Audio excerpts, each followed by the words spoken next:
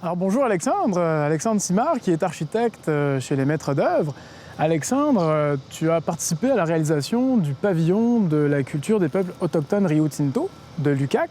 Ouais. Et alors tu es ici aujourd'hui pour nous faire découvrir ce concept et ce pavillon qui fait une belle utilisation du matériau bois notamment. Oui, effectivement, un matériau bois d'une part, également l'aluminium, puis on voit ici la fondation de béton. Donc, en fait, ce pavillon-là, nous, on a voulu vraiment exprimer un concept contemporain, épuré, léger, quelque chose de sobre, mais effectivement, pour donner quelques clins d'œil à la communauté autochtone, on a utilisé le bois. Puis le concept, en fait, la forme même, la signature du bâtiment, donc c'est vraiment son couronnement, c'est vraiment la marquise avec la toiture, le prolongement de la toiture à l'arrière.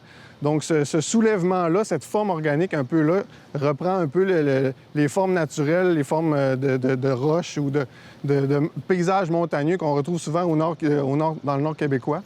Donc cette toiture-là vient reprendre aussi la forme de la fondation. Donc ces deux strates viennent vraiment créer une zone mitoyenne où on retrouve le bois. Donc, on le retrouve en parement extérieur, on le retrouve en structure, on le retrouve également au soffit, donc avec différentes teintes qu'on a voulu reprendre puis venir s'intégrer vraiment dans le campus universitaire. Est-ce que tu peux nous faire un petit point par exemple sur le parement extérieur? Je crois qu'il y avait une question aussi par rapport à l'entretien. Oui, bien nous, dans le fond, c'est sûr qu'avec l'université, on avait... c'est un bâtiment institutionnel, donc pour nous, c'était important d'avoir des matériaux qui étaient durables, qui étaient résistants dans le temps. Donc, d'où le bois, on a utilisé un bois qui était teint avec une teinture opaque, mais 2 tons. Donc, ça fait en sorte que ça donne un look naturel, ça reste du bois.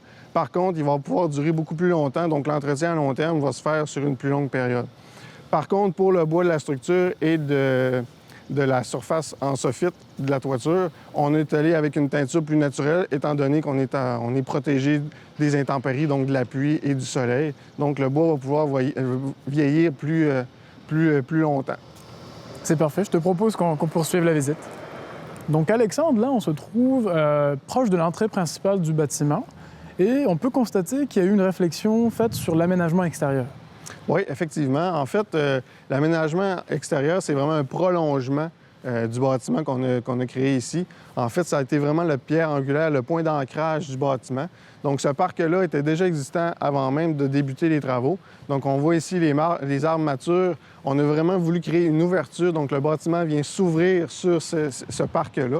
Donc, on parlait tantôt de soulèvement. C'est vraiment ici qu'on voit vraiment que le bâtiment se soulève avec la fosse et la marquise qui vraiment s'ouvre vers le parc. Donc, à l'intérieur, qu'on va voir tout à l'heure, on va avoir l'aire de vie. Donc, l'aire de vie est vraiment ouverte sur le parc.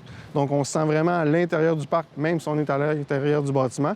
Et l'inverse est aussi vrai. Quand on est ici, bien, on a vraiment une vue sur le pavillon et sur l'aire de vie qui, éventuellement, va avoir des expositions, va avoir des choses dans les vitrines. Donc, ce parc-là sert vraiment de lieu de rencontre et de diffusion aussi de la culture autochtone. Donc, c'est pour ça aussi qu'on a créé un peu des chemins sinueux, représenter un peu les chemins de rivière, vraiment un concept très, très naturel, très, très minéral aussi. Donc, des paysages québécois qu'on retrouve un peu au nord du Québec, donc qui sont très importants pour les cultures autochtones. On a des tals de bleuets, on a des roches, on a des conifères, on a des bouleaux, des érables. Donc, tous des aménagements qui viennent vraiment représenter la culture québécoise et la culture autochtone, évidemment. Donc, c'était vraiment de créer un parc naturel, puis pas quelque chose de très, très cartésien. Donc, vraiment aller avec des formes très, très organiques. Puis tantôt, justement, tu m'expliquais que ce pavillon-là, en fait, s'intégrait bien dans le campus. Et quand on arrive par l'entrée principale du campus, l'idée, c'est d'avoir une forme de découverte, en fait. Exactement.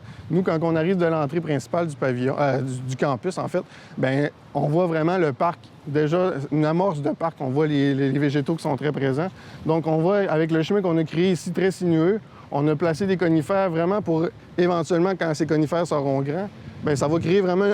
Ça va cacher un peu le pavillon, ça va créer une première approche, une première découverte. Puis, tranquillement, pas vite, on va sentir le pavillon vraiment... on va le découvrir finalement en plein cœur d'une forêt. Parce qu'on voit ici, les végétaux sont encore très, très jeunes, mais éventuellement, tous ces érables et bouleaux, bien, vont venir vraiment couvrir le bâtiment, puis il va vraiment envelopper le bâtiment. Donc, ce bâtiment-là va vraiment être dans une forêt. Oui, c'est un pavillon qui a une forme d'accueil, en fait, presque sur le campus. Oui, vraiment. Puis, tu sais, la marquise, en fait, va venir s'intégrer avec ce couvert végétaux-là qui va être naturel. Donc, c'est un peu l'idée qu'on a voulu créer avec les poutres qui ressortent comme ça sur la marquise. Donc, c'est la continuité des branches d'arbres qui viennent vraiment couvrir le sol, couvrir le parc.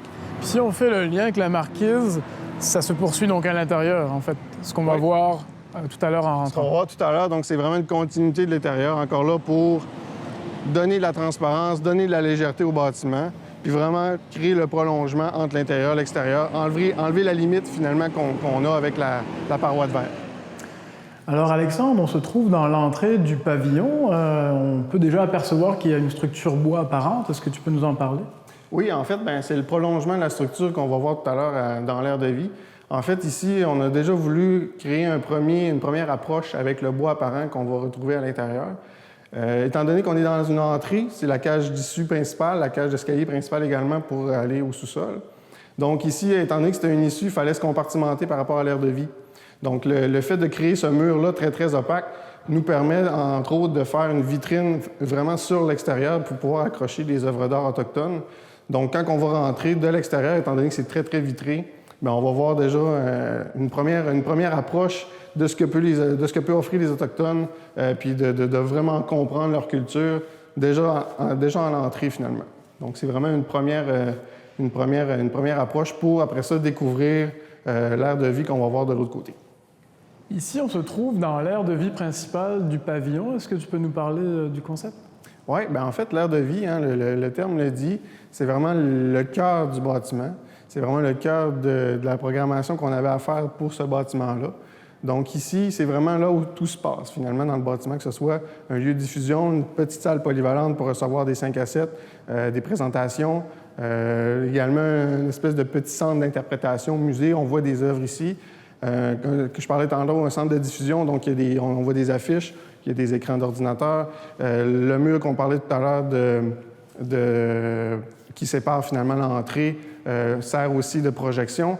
Donc, c'est vraiment le cœur du bâtiment où toute l'activité, vraiment, avec les étudiants, les Autochtones, il y a vraiment un échange qui se fait ici. Donc, c'est comme un peu un mini-centre social, finalement. Donc, c'est vraiment là où on a voulu vraiment exploiter au maximum le bois et la structure de bois, finalement. Donc, comme on voit ici au plafond, on a vraiment exploité au maximum la structure apparente en bois laminé collé. On voit d'ailleurs les axes principaux qui sont dans ce sens-là, qui se prolongent vers l'extérieur, comme on voyait tout à l'heure la marquise d'entrée, la marquise finalement du pavillon. On voit aussi les éléments qui sont perpendiculaires en angle, qui sont pas structurales, mais qui servent aussi de contreventement à la structure principale. Pourquoi qu'on a fait ça de cette façon-là? On peut l'interpréter de différentes manières. En fait, moi, ce que j'ai voulu faire avec le concept de structure, c'est de rendre ça un peu plus organique, un peu plus aléatoire. Donc, on peut l'interpréter que ce soit des branches, que ce soit des racines, que ce soit un peu, comme je parlais tout à l'heure, du concept de soulèvement du bâtiment. Donc ça vient comme créer c'est comme les racines, finalement, de ce bâtiment-là qu'on vient ici s'implanter dans l'aire de vie, finalement. Et on peut parler également, alors il y a une structure en ossature légère pour le volet qui est plus administratif, le volet des bureaux. Étant donné qu'on a évidemment un budget à respecter, on a voulu vraiment, comme je disais tout à l'heure, optimiser ici l'aire de vie pour avoir un maximum de structure de bois apparente. Ça a fait en sorte qu'il a fallu couper à l'arrière. Donc, ce qu'on a fait, c'est qu'on a vraiment scindé le bâtiment en deux. À l'arrière, on aurait pu faire en structure d'acier, mais on a vraiment décidé de continuer avec le bois. Donc, le code nous le permettait. Puis, évidemment, le fait que ce soit un petit bâtiment, bien, on pouvait se permettre de construire en ossature de bois légère comme une maison, par exemple. Donc, on a vraiment poursuivi en ossature légère.